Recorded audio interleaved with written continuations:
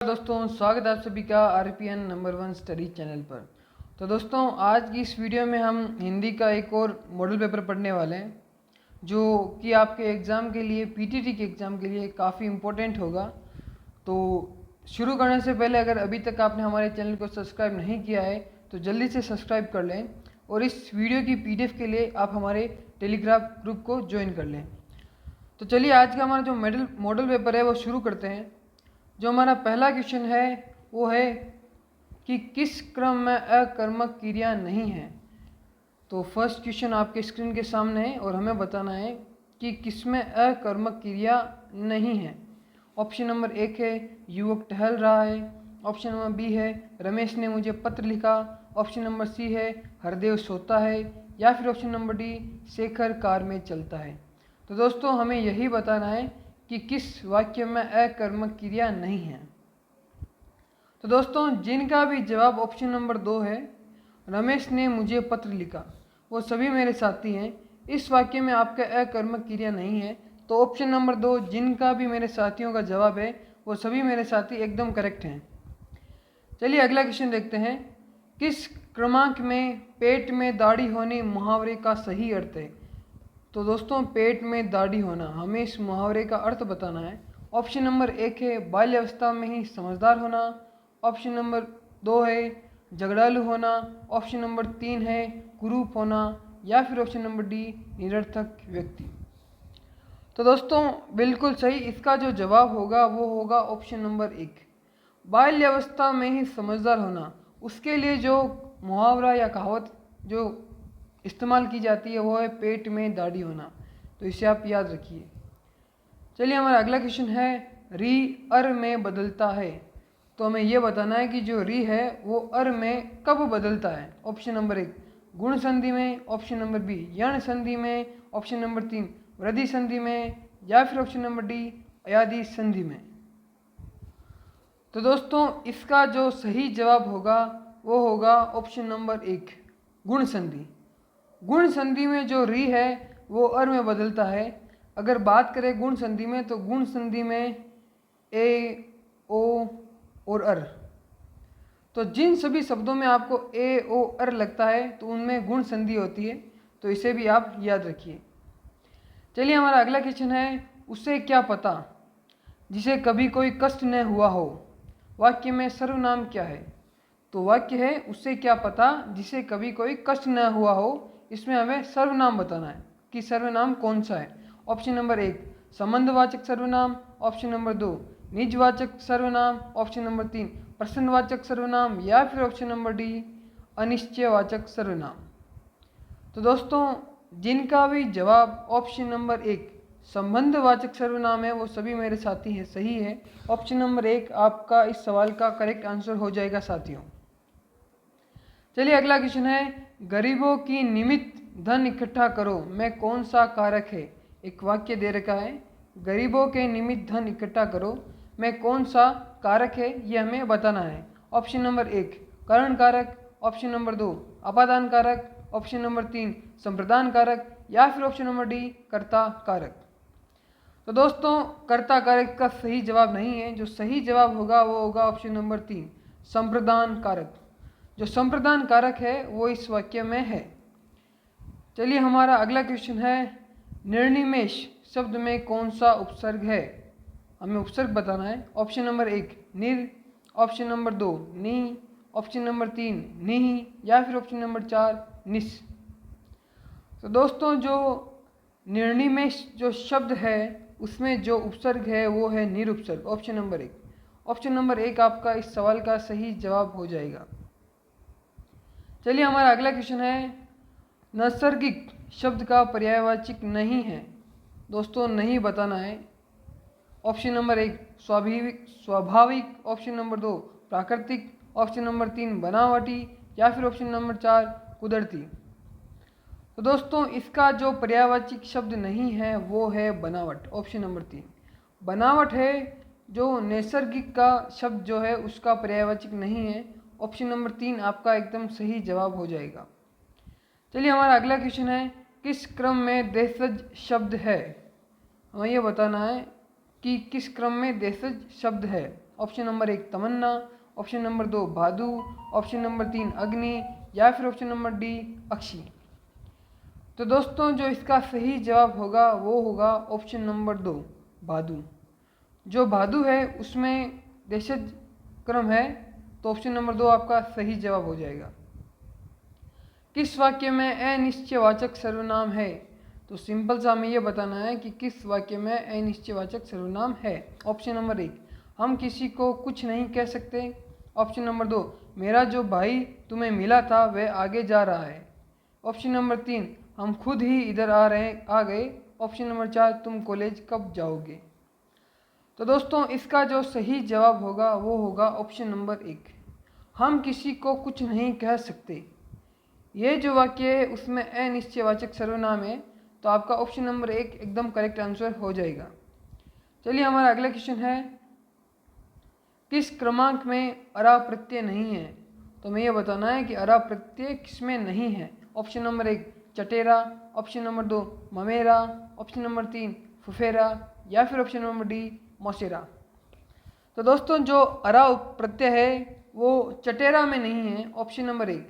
जिन भी मेरे साथियों का जवाब ऑप्शन नंबर 1 है वो सभी मेरे साथी सही है, चटेरा में अरा प्रत्यय नहीं है।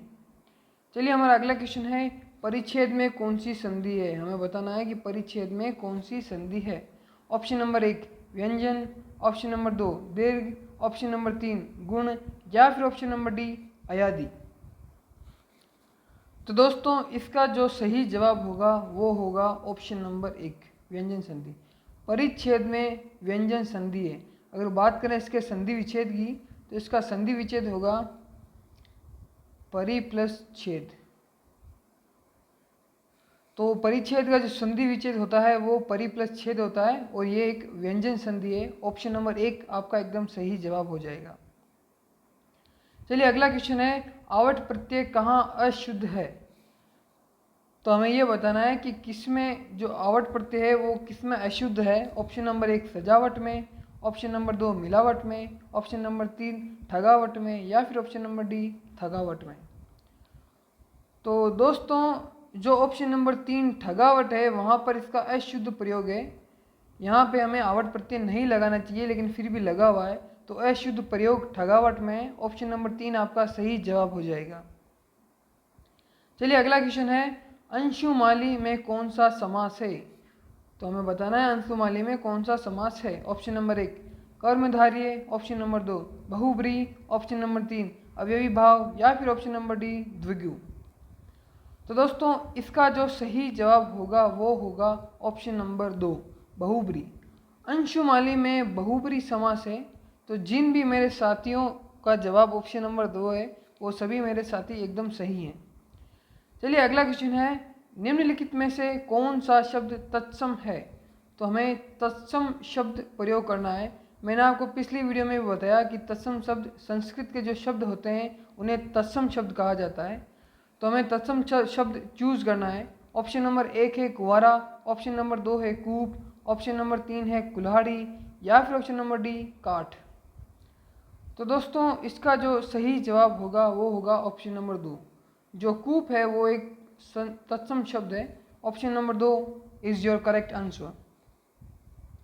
चलिए अगला क्वेश्चन है, किस वाक्य में सकर्मक क्रिया नहीं है? हमें बताना है किसमें सकर्मक क्रिया नहीं है। ऑप्शन नंबर 1 मोहन हंसता है, ऑप्शन नंबर 2 सुधीर कार चलाता है, ऑप्शन नंबर 3 पुलिस ने चोर को पकड़ लिया या फिर ऑप्शन नंबर 4 रामू को दवा पिलाओ। तो दोस्तों इसका जो सही जवाब होगा वो होगा ऑप्शन नंबर 1 मोहन हंसता है। इसमें कोई भी सकर्मक क्रिया नहीं है। ऑप्शन नंबर 1 आपका सही जवाब हो जाएगा। चलिए अगला क्वेश्चन है, अत शब्द का विलोम है। हमें बताना है कि अत का विलोम क्या है। ऑप्शन नंबर 1 अनर्थ, ऑप्शन नंबर 2 सुअर्थ या फिर ऑप्शन नंबर 3 इति या फिर इनमें से कोई नहीं। तो दोस्तों जो अत शब्द का विलोम शब्द है वो होगा इति, ऑप्शन नंबर 3। जो ऑप्शन नंबर 3 इति है वो आपका एकदम सही जवाब होगा। अत का जो विलोम शब्द होता है वो होता है इति। चलिए अगला क्वेश्चन है, किस शब्द में समास का सही प्रयोग हुआ है। ऑप्शन नंबर 1 रामकृष्ण में बहुब्रीहि समास, ऑप्शन नंबर 2 यमुना तट में कर्ण तत्पुरुष समास, ऑप्शन नंबर 3 भला मानस में द्विगु समास, या फिर ऑप्शन नंबर 4 कनकला में कर्मधारय समास। तो दोस्तों इसका जो सही जवाब होगा वो होगा ऑप्शन नंबर 4। कनकलता में जो है वो कर्मधारय समास है, तो कनकलता ऑप्शन नंबर 4 आपका सही जवाब होगा। बाकी जो सभी समास है वो गलत हैं, ऑप्शन नंबर 4 आपका सही जवाब होगा। चलिए अगला क्वेश्चन है, किस शब्द में अति उपसर्ग लगा है? हमें बताना है कि निम्न जो ऑप्शंस दे रखे हैं उनमें किन में अति उपसर्ग है। ऑप्शन नंबर 1 अत्युत्तम, ऑप्शन नंबर 2 अंतर्यामी, ऑप्शन नंबर 3 अध्यात्मक, या फिर ऑप्शन नंबर 4 अभ्युदय। तो दोस्तों जो अति उपसर्ग है वो अत्युत्तम में अति उपसर्ग है, ऑप्शन नंबर 1। ऑप्शन नंबर 1 आपका एकदम सही जवाब हो जाएगा दोस्तों। अगला क्वेश्चन है हमारा, बिहारी ने सतसई लिखी में सतसई शब्द का कौन सा विशेषण है? तो हमें यह बताना है कि जो वाक्य है बिहारी ने सतसई लिखी, तो इसमें सतसई शब्द में कौन सा विशेषण है ये हमें बताना है। ऑप्शन नंबर 1 समुच्चय बोधक, ऑप्शन नंबर 2 समुदाय बोधक, ऑप्शन नंबर 3 परिमाण बोधक, या फिर ऑप्शन नंबर 4 क्रम बोधक। तो दोस्तों इसका जो सही जवाब होगा वो होगा ऑप्शन नंबर 1 समुच्चय बोधक। तो सतसई जो है उसमें समुच्चय बोधक विशेषण है, तो ऑप्शन नंबर 1 आपका एकदम सही जवाब हो जाएगा। चलिए हमारा अगला क्वेश्चन है, निम्नलिखित में से कौन सा शब्द कृष्ण का पर्यायवाची है? पर्यायवाची नहीं है, नहीं बताना है कि कौन सा कृष्ण का पर्यायवाची नहीं है। Option number 1 Rajiv, option number 2 Madhav, option number 3 Keshav, या फिर ऑप्शन नंबर 4 मोहन। तो दोस्तों जो कृष्ण है उसका पर्यायवाची माधव भी है, मोहन भी है, केशव भी है। जो राजीव है वो इसका पर्यायवाची नहीं है, तो हमें नहीं बताना है, तो ऑप्शन नंबर 1 राजीव। राजीव आपका इस प्रश्न का सही जवाब होगा, क्योंकि हमें नहीं बताया है। तो कृष्ण का जो पर्यायवाची नहीं है वो राजीव है, बाकी तीनों कृष्ण के पर्यायवाची हैं। चलिए अगला क्वेश्चन है, निम्न में से किस शब्द में नी उपसर्ग का प्रयोग नहीं है? हमें बताना है कि किसमें नी उपसर्ग का प्रयोग नहीं है। ऑप्शन नंबर 1 निदान में, ऑप्शन नंबर 2 निषेध में, ऑप्शन नंबर 3 नीर में, या फिर ऑप्शन नंबर 4 निरूपण में। तो दोस्तों जिस शब्द में नी उपसर्ग नहीं है वो है नीर, ऑप्शन नंबर 3। ऑप्शन नंबर 3 आपका एकदम सही जवाब हो जाएगा, नीर शब्द में नी उपसर्ग नहीं है। चलिए हमारा अगला क्वेश्चन है, निम्न में से कौन सा नासिक्य व्यंजन है? तो हमें यह बताना है कि कौन सा व्यंजन नासिक्य व्यंजन है। ऑप्शन नंबर 1 त, ऑप्शन नंबर 2 न, ऑप्शन नंबर 3 द, या फिर ऑप्शन नंबर 4 ब। तो दोस्तों नासिक व्यंजन वो होते हैं जिन्हें बोलने में के लिए हमें नाक का सहारा लेना पड़ता है, तो ऑप्शन नंबर 2 न जो है वो एक नासिक्य व्यंजन है, तो ऑप्शन नंबर 2 आपका एकदम सही जवाब हो जाएगा। चलिए हमारा अगला क्वेश्चन है, सम्मान नष्ट करना अर्थ में कौन सा मुहावरा उचित है? तो एक मुहावरा दे रखा है सम्मान नष्ट करना, इसका हमें अर्थ बताना है। ऑप्शन नंबर 1 नाक नीची करना, ऑप्शन नंबर 2 नाक ऊंची करना, ऑप्शन नंबर 3 नाक टेढ़ी करना, या फिर ऑप्शन नंबर 4 नाक में नकेल डालना। तो दोस्तों बिल्कुल सही, जो ऑप्शन नंबर 1 है नाक नीची करना वो इसका सही अर्थ हुआ। चलिए हमारा अगला क्वेश्चन है, किस क्रम में सुमेल नहीं है? तो हमें यह बताना है कि कौन सुमेलित नहीं है। ऑप्शन नंबर 1 कनफटा में द्वंद्व समास, ऑप्शन नंबर 2 चक्रपाणी में बहुब्रीहि समास, ऑप्शन नंबर 3 दोपहर में द्विगु समास, या फिर ऑप्शन नंबर 4 कार्य निगुण में अधिकरण तत्पुरुष समास। तो दोस्तों इसका जो सही जवाब होगा वो होगा ऑप्शन नंबर 1 कनफटा में द्वंद्व समास नहीं है, तो ऑप्शन नंबर 1 इस क्वेश्चन का हमारा एकदम सही जवाब हो जाएगा। चलिए हमारा अगला क्वेश्चन है, निम्न में से कौन सा वाक्य शुद्ध है? तो हमें शुद्ध वाक्य है वो सेलेक्ट करना है। ऑप्शन नंबर 1 उसने प्राण की बाजी लगा दी, ऑप्शन नंबर 2 दहेज की लेन देन बहुत बुरी रिवाज है, ऑप्शन नंबर 3 एक फूलों की माला ले आइए, या फिर ऑप्शन नंबर 4 वह महल पीले पत्थरों से बना है। तो तो दोस्तों इसका जो सही जवाब होगा वो होगा ऑप्शन नंबर 4। वह महल पीले पत्थरों से बना है। यह वाक्य एकदम सही है, बाकी सारे जो वाक्य है उनमें अशुद्धियाँ हैं। ऑप्शन नंबर 4 आपका एकदम शुद्ध वाक्य है। चलिए अगला क्वेश्चन है, किस क्रमांक का शब्द तद्भव है? तो मैं ये बताना है कि कौन सा जो शब्द दिए गए हैं उनमें से कौन सा एक तद्भव शब्द है। तद्भव शब्द जो तत्सम शब्द होते हैं उन्हीं का अपभ्रंश रूप जो होता है उसे तद्भव शब्द कहते हैं। ऑप्शन नंबर 1 है चोंच, ऑप्शन नंबर 2 है चूर्ण, ऑप्शन नंबर 3 है चंद्रिका, या फिर ऑप्शन नंबर 4 सकट। तो दोस्तों इसका जो सही जवाब होगा वो होगा ऑप्शन नंबर 1। चोंच जो शब्द है वो एक तद्भव शब्द है, बाकी सारे शब्द तत्सम हैं। चलिए हमारा अगला क्वेश्चन है, यण संधि में यह बनेगा। तो मैं ये बताना है कि यण संधि में यह कब बनता है। ऑप्शन नंबर 1 ई या फिर ई प्लस ए से, ऑप्शन नंबर 2 ऊ प्लस ए से, ऑप्शन नंबर 3 ए से प्लस ए से, या फिर ऑप्शन नंबर 4 ई प्लस आ से। तो दोस्तों यण संधि में जो यह है वो ई प्लस ए से बनता है। Option number 1। जिन भी मेरे साथियों का जवाब ऑप्शन नंबर ए है वो सभी मेरे साथी सही हैं। दोस्तों आपके पीटीटी के एग्ज़ाम में इसी तरह के क्वेश्चन बार बार रिपीट होते हैं, तो हम जो आपको ये मॉडल पेपर करा रहे हैं उसको आप बड़े ही ध्यान से पढ़िए, क्योंकि आपको इस मॉडल पेपर से कई क्वेश्चन एज इट इज़ मिलने वाले हैं, क्योंकि पीटीटी के अंदर जो क्वेश्चन है वो काफ़ी रिपीट होते हैं। चलिए अगर हमारा अगला क्वेश्चन देखते हैं, 128। किस क्रम में पाश्चात्य का विलोम है? हमें बताना है कि पाश्चात्य का विलोम किस शब्द में है, या फिर कौन पाश्चात्य का विलोम है। ऑप्शन नंबर 1 पौर्वात्य, ऑप्शन नंबर 2 पूर्ववर्ती, ऑप्शन नंबर 3 परवर्ती, या फिर ऑप्शन नंबर 4 प्राच्य। तो दोस्तों जो पाश्चात्य का जो विलोम शब्द है वो है पौर्वात्य, ऑप्शन नंबर 1। जिन भी मेरे साथियों का जवाब पौर्वात्य है वो सभी मेरे साथी सही हैं। ऑप्शन नंबर 1 आपका एकदम सही जवाब हो जाएगा। चलिए हमारा अगला क्वेश्चन है, हाथ कंगन को आरसी क्या? लोकोक्ति का सही अर्थ। तो ये भी काफ़ी फेमस लोकोक्ति है, इसका हमें अर्थ बताना है। ऑप्शन नंबर 1 कंगन पहनने से सुंदरता बढ़ जाती है। ऑप्शन नंबर 2 हाथ में कंगन को आईने में देखना। ऑप्शन नंबर 3 प्रत्यक्ष को प्रमाण की ज़रूरत नहीं होती। ऑप्शन नंबर 4 सुंदर व्यक्ति को कंगन की ज़रूरत नहीं पड़ती। तो दोस्तों बिल्कुल ऑप्शन नंबर 3 प्रत्यक्ष को प्रमाण की आवश्यकता नहीं होती, यही हाथ में कंगन को आरसी क्या लोकोक्ति का सही अर्थ है। तो ऑप्शन नंबर 3 आपका एकदम सही जवाब हो जाएगा। चलिए हमारा अगला क्वेश्चन है, मछली मारकर आजीविका चलाने वाला के लिए एक शब्द। तो अगर इंग्लिश में बात करें तो हमें वन वर्ड पूछा है कि जो मछली मारकर आजीविका चलाने वाला होता है उसे एक शब्द में हम क्या कहेंगे। ऑप्शन नंबर 1 मछेरा, ऑप्शन नंबर 2 धीवर, ऑप्शन नंबर 3 नक्सीर, या फिर ऑप्शन नंबर 4 इनमें से कोई नहीं। तो दोस्तों इसका जो सही जवाब होगा वो होगा धीवर, ऑप्शन नंबर 2। धीवर है वो मछली मारकर आजीविका चलाने वाले को धीवर कहते हैं।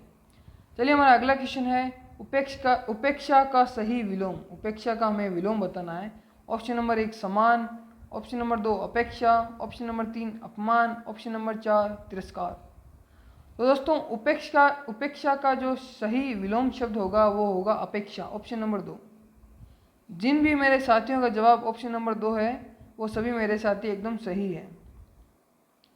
किस क्रमांक में सभी शब्द शुद्ध हैं? ऑप्शन नंबर 1 अत्यधिक, अनधिकार, ऑप्शन नंबर 2 आधीन, चाहिए, ऑप्शन नंबर 3 गृहस्थी, दिवाली, ऑप्शन नंबर 4 पूज्य, ऐनक। तो दोस्तों हमें शुद्ध शब्द सेलेक्ट करना है। तो जिन भी साथियों का जवाब ऑप्शन नंबर 1 है अत्यधिक और अनधिकार, तो ये दोनों शब्द सही हैं, बाकी सभी शब्दों में त्रुटियां हैं। ऑप्शन नंबर 1 आपका एकदम सही जवाब हो जाएगा। चलिए अगला क्वेश्चन है, माँ बच्चे को दूध पिला रही है, मैं कौन सा कारक है? तो हमें कारक बताना है और ये रहा हमारा वाक्य।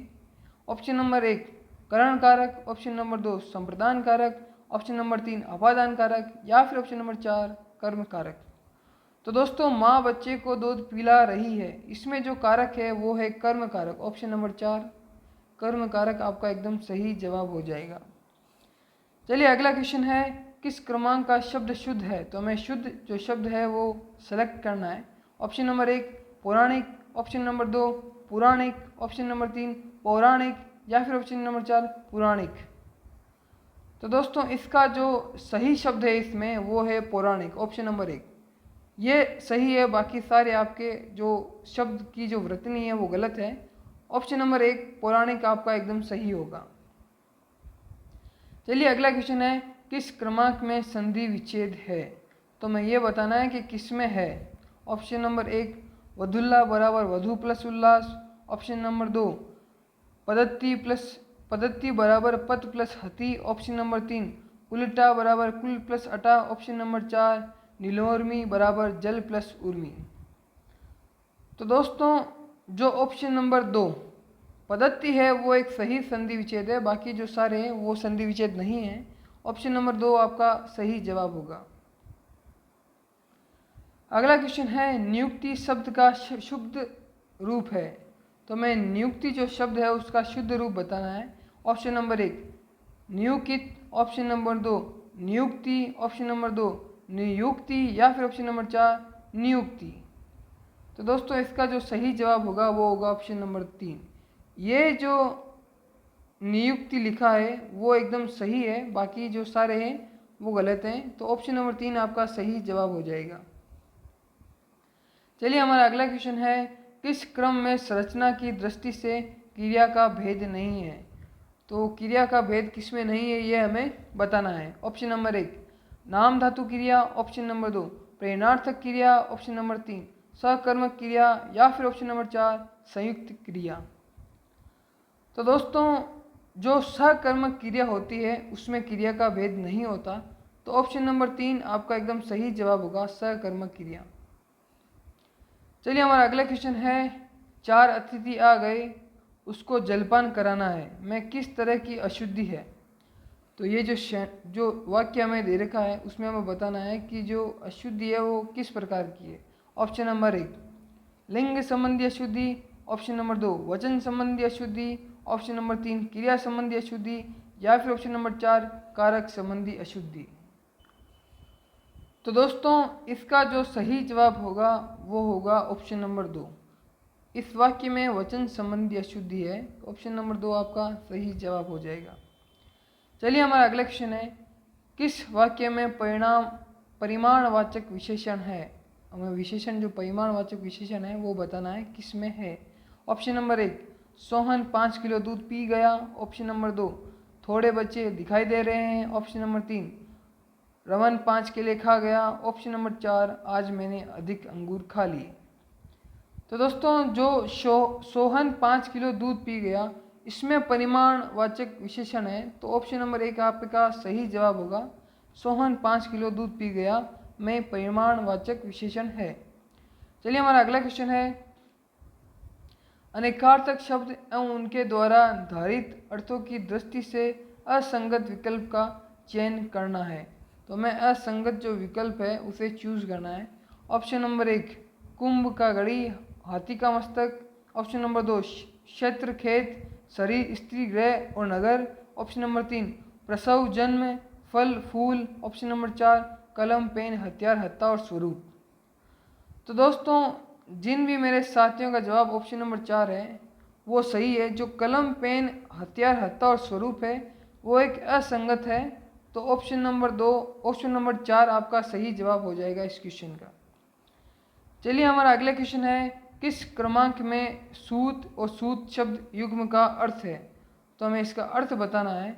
ऑप्शन नंबर आपका 1 है सारथी पुत्र, ऑप्शन नंबर 2 सारथी धागा, ऑप्शन नंबर 3 धागा घोड़ा या फिर ऑप्शन नंबर 4 पुत्र सुई। तो दोस्तों इसका जो सही जवाब होगा वो होगा ऑप्शन नंबर 1। जो ये बड़ा ऊ वाला जो सूत है उसका अर्थ होता है सारथी और जो छोटा सू है उसका अर्थ होता है पुत्र। तो ऑप्शन नंबर 1 आपका सही जवाब हो जाएगा इस प्रश्न का। चलिए अगला प्रश्न है, किस क्रमांक में भित्ति और भित्ति शब्द युग्म का सही अर्थ है? तो हमें इसका अर्थ बताना है। ऑप्शन नंबर 1 डर दीवार, ऑप्शन नंबर 2 आकाश और भय, ऑप्शन नंबर 3 डर और नौकर, ऑप्शन नंबर 4 धरती और भय। तो दोस्तों इसका जो सही अर्थ है वो है डर और दीवार। ये जो भित्ति है इसका अर्थ है डर और ये जो भित्ति है इसका अर्थ है दीवार। ऑप्शन नंबर 1 आपका सही जवाब हो जाएगा दोस्तों। चलिए अगला क्वेश्चन देखते हैं। अगला क्वेश्चन है किस क्रमांक में कुंतल और कुंडल शब्द युग्म का सही अर्थ है।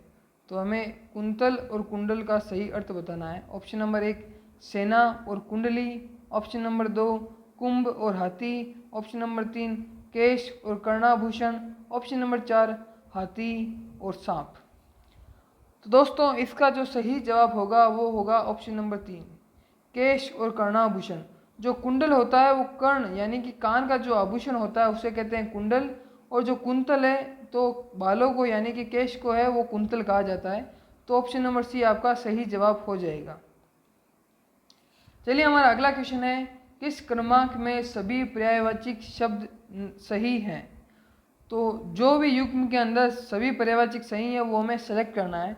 ऑप्शन नंबर 1 है सरस्वती, भारती, शारदा और कामिनी, ऑप्शन नंबर 2 कुरंग, सारंग, मृंग और कुंजर, ऑप्शन नंबर 3 वैकुंठ, देवलोक, सुरलोक और द्युलोक, ऑप्शन नंबर 4 मृगेंद्र, मृगपति, दंती या फिर केसरी। तो दोस्तों जो ऑप्शन नंबर 3 है वैकुंठ, देवलोक, सुरलोक और उद्योलोक, ये जो 3 है वो सभी सही हैं, बाकी सारे सही नहीं है। ऑप्शन नंबर 3 है वो सही जवाब हो जाएगा। चलिए हमारा अगला क्वेश्चन है इतिहास के पूर्व का के लिए एक शब्द है। तो वन वर्ड पूछा है कि इतिहास के पूर्व का, इसके लिए एक शब्द क्या होगा। ऑप्शन नंबर 1 ऐतिहासिक, ऑप्शन नंबर 2 पूर्वकालीन, ऑप्शन नंबर 3 प्राग ऐतिहासिक, ऑप्शन नंबर 4 सर्वकालीन। तो जी बिल्कुल दोस्तों, प्राग ऐतिहासिक, हम हिस्ट्री में पढ़ते हैं कि प्राग ऐतिहासिक काल, तो इसका मतलब यही होता है कि जो इतिहास के पूर्व का काल है उसे प्राग ऐतिहासिक काल कहते हैं। तो ऑप्शन नंबर 3 आपका सही जवाब हो जाएगा। हमारा अगला क्वेश्चन है अंधे के हाथ में बटेर लगाना। ये जो लोकोक्ति है उसका हमें अर्थ बताना है। ऑप्शन नंबर 1 बिना ताकत की प्राप्ति, ऑप्शन नंबर 2 बिना मेहनत के ही उपलब्धि होना, ऑप्शन नंबर 3 बिना आँख के प्राप्त करना, या फिर ऑप्शन नंबर 4 बिना आँख के पक्षी को मारना। तो अंधे के हाथ में बटेर लगाना, इसका जो सही जवाब होगा वो होगा ऑप्शन नंबर 2 बिना मेहनत के ही उपलब्धि हासिल करना। चलिए अगला क्वेश्चन देखते हैं। अगला क्वेश्चन है इंद्रियों को भ्रमित करने वाला के लिए एक शब्द।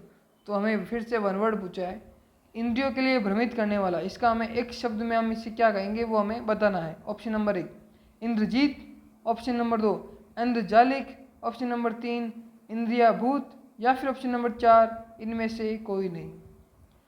तो दोस्तों इसका जो सही जवाब होगा वो होगा ऑप्शन नंबर 2 इंद्रजलिक। इंद्रजलिक जो है उसका अर्थ यही होता है कि इंद्रियों को भ्रमित करने वाला। चलिए हमारा अगला क्वेश्चन है किस क्रम में भाववाचक प्रत्यय नहीं है। हमें ये बताना है कि भाववाचक प्रत्यय किसमें नहीं है। ऑप्शन नंबर 1 मर्दानगी, ऑप्शन नंबर 2 टोपी वाला, ऑप्शन नंबर 3 बपोती, या फिर ऑप्शन नंबर 4 बहुतायत। तो दोस्तों जो टोपी वाला है उसमें भाववाचक प्रत्यय नहीं है। ऑप्शन नंबर 2 आपका सही जवाब हो जाएगा। चलिए हमारा अगला क्वेश्चन है निम्न में से अल्प प्राण नहीं है। तो हमें यही बताना है कि किसमें अल्प प्राण नहीं है। ऑप्शन नंबर 1 ख, ऑप्शन नंबर 2 ग, option number 6, option number 4 the.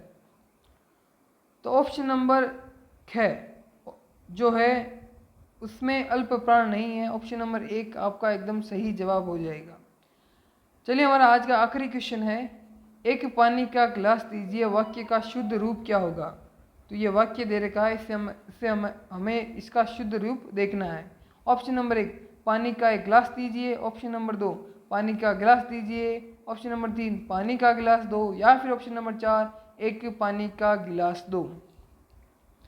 तो दोस्तों बिल्कुल जिनका भी जवाब ऑप्शन नंबर 1 है पानी का एक गिलास दो, वो वाक्य सही है, और बाकी ये सारे वाक्य हैं उनमें अशुद्ध हैं। ऑप्शन नंबर 1 जो है वो आपका एकदम शुद्ध वाक्य हो जाएगा। तो दोस्तों उम्मीद करता हूँ कि आपको आज के क्वेश्चंस पसंद आए होंगे। दोस्तों ये जो हम मॉडल पेपर कर रहे हैं उन्हें आप बड़े ही ध्यान से पढ़िएगा, क्योंकि यहाँ से क्वेश्चन रिपीट बहुत ज़्यादा होते हैं और यहाँ से क्वेश्चन बहुत आते हैं। अगर आप ये भी कर लेते हो तो आप 30 से 35 क्वेश्चन 50 में से आराम से करेक्ट कर दोगे। तो आज के लिए इतना ही, मिलते हैं किसी नेक्स्ट वीडियो में, तब तक के लिए धन्यवाद।